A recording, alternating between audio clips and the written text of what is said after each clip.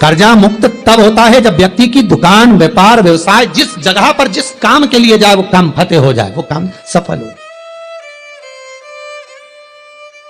वो कार्य उसका सफल हो। आप जिस कार्य के लिए जा रहे हो वो कार्य आपका सफल हो तो लक्ष्मी घर में आए तो कर चुके, मालूम पड़े इससे लिया उसको दे दिया, उससे लिया उसको दे दिया, तो ये कर्जा चुकाना नहीं हुआ।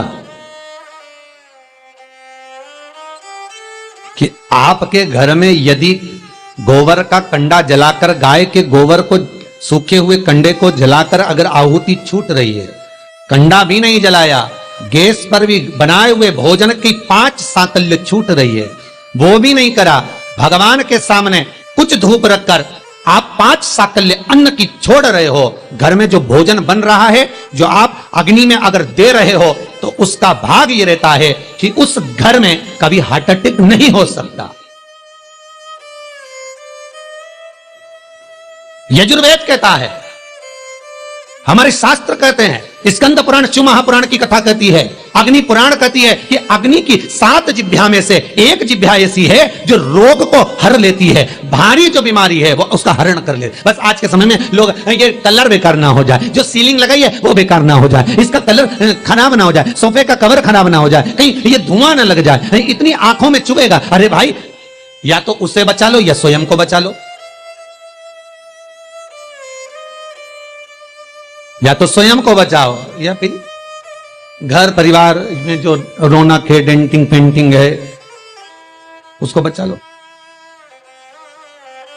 अग्नि देवता कहते हैं मेरी 7 जिह्वा है, पहले नंबर की है मेरी काली, जो भोजन को लेकर प्रेतों को देती है।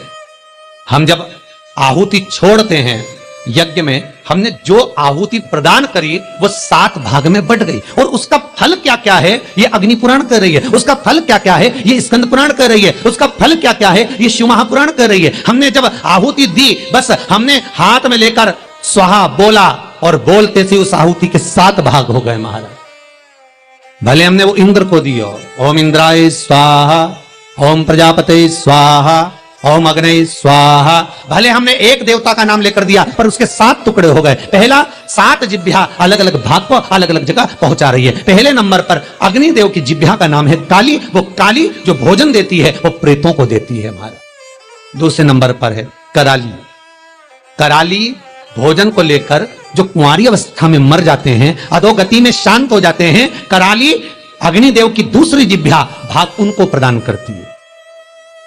तीसरे नंबर पर मनोजवा भोजन लेकर पितरों को देती है, अग्निदेव की तीसरी जिह्वा मनोजवा, फिर भोजन का भाग लेकर पितरों को प्रदान कर रही है। चौथी सुलोहिता, ये भोजन लेकर वासुकों को दे रही है महाराज। 5वीं ध्रुमवर्णी, ये भोजन लेकर देवताओं को प्रदान करती है। 6ठी स्फुलिंगी, ये अग्नि की वो जिह्वा है स्फुलिंगी कि घर के अंदर धूप जो छूटती है, अग्नि जो साकल्य भोजन आदि हम घर के अंदर देते हैं, ये स्फुलिंगी एक जिह्वा अग्नि देवता की ऐसी है जो घर में से रोग को हटा। फिर निवेदन करूंगा, हार्ट अटैक की बीमारी को हटाना है तो घर में 7, 5, 3, 2, 1 तुम्हारी मर्जी पड़े उतने जो घर में भोजन बने वो अग्नि देवता को जिमाना है।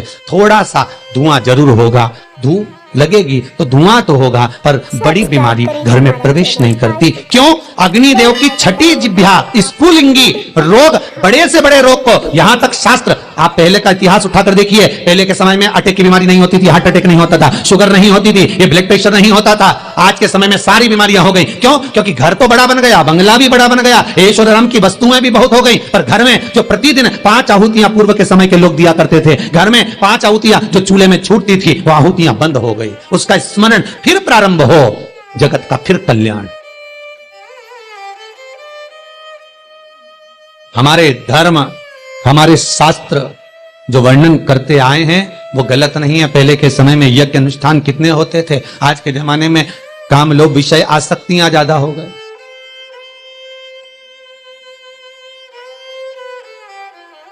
छठे नंबर की अग्नि देवता की जिह्वा का नाम है स्फुलिंगी, और अग्निदेव की ये छठी जिब्या स्फुलिंगी ये बीमारी का हरण कर लेती है, ये रोग का हरण कर लेती है।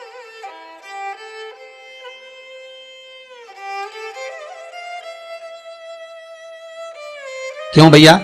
वो दिल्ली का हॉस्पिटल जहां पर महामृत्युंजय मंत्र पर रिसर्च चल रहा है, वेंटिलेटर पर पड़े हुए 10 व्यक्ति के घर वालों को बुलाकर कहा गया कि इन 10 का संकल्प छोड़ो महामृत्युंजय पाठ का।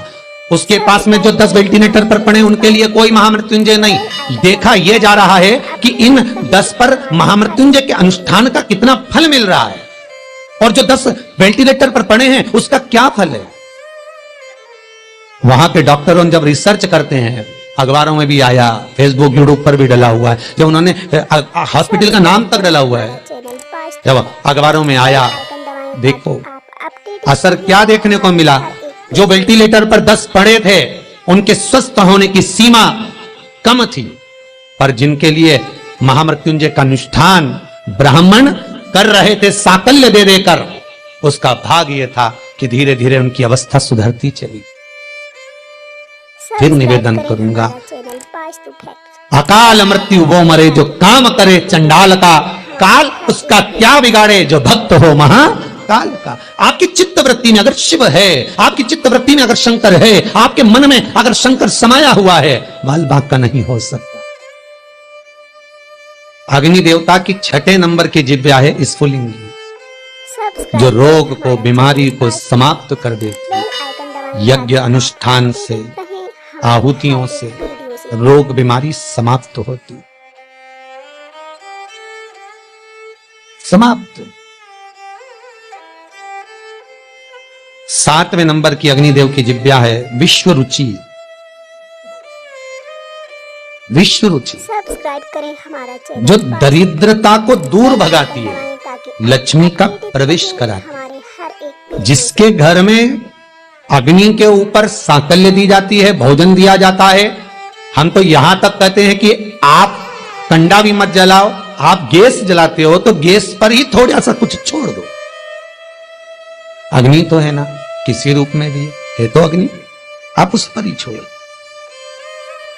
नियम, यज्ञ करता ब्राह्मण और यज्ञ करवाने वाला यजमान दोनों को ध्यान रखना चाहिए। यजमान जब आहुतियां दे रहा हो, ब्राह्मण स्वाहा बोल रहे हैं, ओम इंद्राय स्वाहा, तो जो आहुतियां दे रहा है, अग्नि पुराण कहती है, स्कंद पुराण कहती है, जो आहुति दे रहा है उसके मुख से स्वाहा शब्द निकलना जरूरी होता है। ब्राह्मण बोले वो अपनी जगह पर है, ब्राह्मण संबोधन करे वो अपनी जगह पर है, पर जो आहुतियां डाल रहा है, जो सांकल्य प्रदान कर रहा है, उसके मुख से स्वाहा निकलना चाहिए। क्यों? क्योंकि ब्राह्मण का कर्म है देवताओं को बुलाना। उसने बोला ओम इंद्राय स्वाहा, इंद्राय सामने भाग लेने के लिए। अब यजमान का मन होना चाहिए खिलाने का, यजमान का मन होना चाहिए देने का। तो यजमान जब स्वाहा बोलेगा तब वो इंद्रदेव उस पदार्थ को ग्रहण करेगा।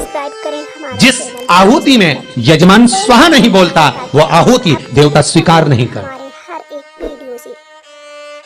इसलिए बीच बीच में यज्ञ करते समय यज्ञ करता ब्राह्मण यजमान से कहते हैं सावधान। सावधान का मतलब है कि मुख से स्वाहा बोलना चालू करो, ऊंगोमती, केवल सांकल्य देकर चुप ना रहिए, स्वाहा संबोधन तुम्हारे मुख से निकलना चाहिए।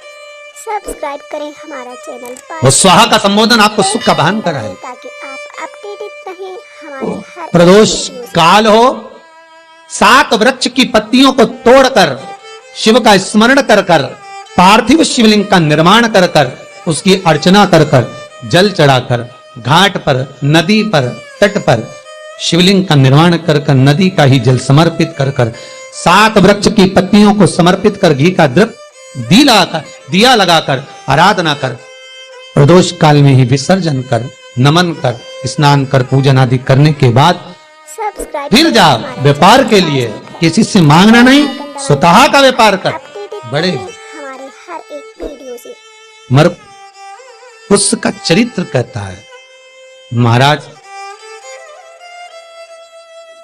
प्रदोष का पुण्य, प्रदोष का स्मरण, प्रदोष का शिव अर्चना, प्रदोष की करी हुई आराधना, प्रदोष काल में प्रदोष के दिन करा हुआ पार्थिव शिवलिंग का निर्माण, पूजन कर्जे से मुक्त कर। सब्सक्राइब करें हमारा चैनल, कर्जा मुक्त कब होगा? बेल आइकन दबाएं ताकि आप दूसरे से कर लेकर होगा क्या? हमारे नहीं, हर एक दूसरे से कर लेकर करा तो फिर कर हो गया, वो तो फिर कर्जा हो गया। श्री शिवाय नमस्तुभ्यं। श्री शिवाय नमस्तुभ्यं। श्री सब्सक्राइब शिवाय करें हमारा चैनल, नमस्तुभ्यं। बेल